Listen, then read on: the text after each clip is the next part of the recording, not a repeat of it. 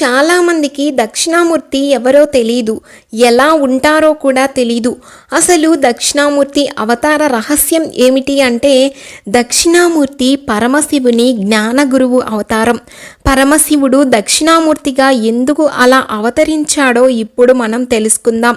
బ్రహ్మదేవుడు తన సృష్టిని ప్రారంభించినప్పుడు సనక, సనందన, సనత్సుజాత, సనత్కుమారులను సృష్టించాడు.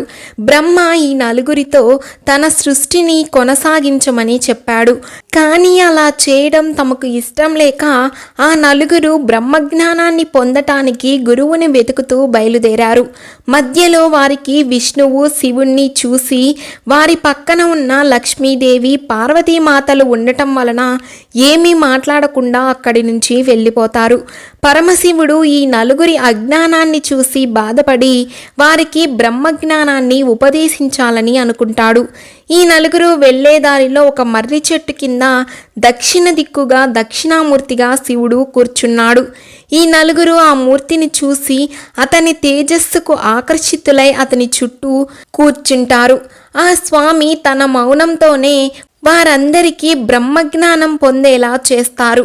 దక్షిణామూర్తి స్వరూపం ఎలా ఉంటుందంటే, కుడి చెవికి మకర కుండలం, ఎడమ చెవికి తటాకం అలంకారంగా ఉంటాయి. మకర కుండలం పురుషుల శ్రవణాలంకారం, తటాకం స్త్రీల అలంకృతి. దక్షిణామూర్తిగా సాక్షాత్కరించబడింది ఆ శివశక్తుల సమైక్య రూపమే అని తెలియజేస్తాయి ఈ రెండు అలంకారాలు. సనందనాదులకు మొదటిగా రెండుగా కనిపించిన శివశక్తులే ఇప్పుడు ఏకరూపంలో దర్శనమిచ్చాయి. అందుకే దక్షిణామూర్తి అయ్య రూపమే కాక అమ్మ రూపం కూడా.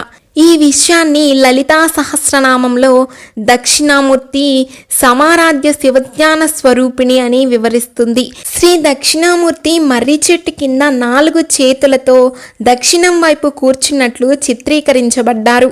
మర్రి చెట్టు అంటే వటవృక్షం. వటవృక్షం కిందనే ఎందుకు కూర్చున్నారు అంటే, వటవృక్షం అంటేనే విశ్వాసానికి గుర్తు. పరబ్రహ్మానికి మరొక పేరే మర్రి చెట్టు. మర్రి చెట్టు కింద కూర్చుంటే పరబ్రహ్మాన్ని చేరుకున్నట్టే. మర్రి చెట్టు జ్ఞానప్రదాత అని మన శాస్త్రాలు చెప్తున్నాయి. శ్రీ దక్షిణామూర్తి 4 చేతులతో చిత్రీకరించబడ్డారు కదా. ఆయన ఎగువ కుడి చేతిలో కపిత్వ ముద్రలో జపమాల లేదా పాముని లేదా రెండింటినీ కలిగి ఉంటాయి. కొన్నిసార్లు ఆయన ఢమరుకం పట్టుకొని దాని చుట్టూ పాము చుట్టినట్టు కనబడుతుంది. ఢమరుకం అంటే శివుని సృష్టి అంశం. ఢమరుకం చుట్టూ తిరుగుతున్న పాము సమయానికి గుర్తు. అది సమయం యొక్క ప్రారంభం లేదా ముగింపు కావచ్చు. ఆయన ఎగువ ఎడమ చేతిలో మండే జ్యోతిని పట్టుకున్నట్టు ఉంటుంది. ఇది అజ్ఞానం యొక్క చీకటిని తొలగిస్తూ జ్ఞానోదయం లేదా ప్రకాశానికి గుర్తుగా ఉంటుంది. ఇది మరో విధంగా ఆయన సంహార కోణాన్ని కూడా సూచిస్తుంది. ఆయన దిగువ చేయి ఎడమ కాలుపై వరముద్రలు, తాళపత్ర గ్రంథాలను కలిగి ఉంటుంది. దిగువ ద్వారా చేయి అనేక విధాలుగా చిత్రీకరించబడింది. అభయముద్ర లేదా జ్ఞానముద్ర లేదా చిన్న ముద్రలోనే ఉంటుంది. దక్షిణామూర్తి యొక్క కుడికాలు కింద అపాస్పర అనే మరగుజ్జు రాక్షసుడు ఉంటాడు.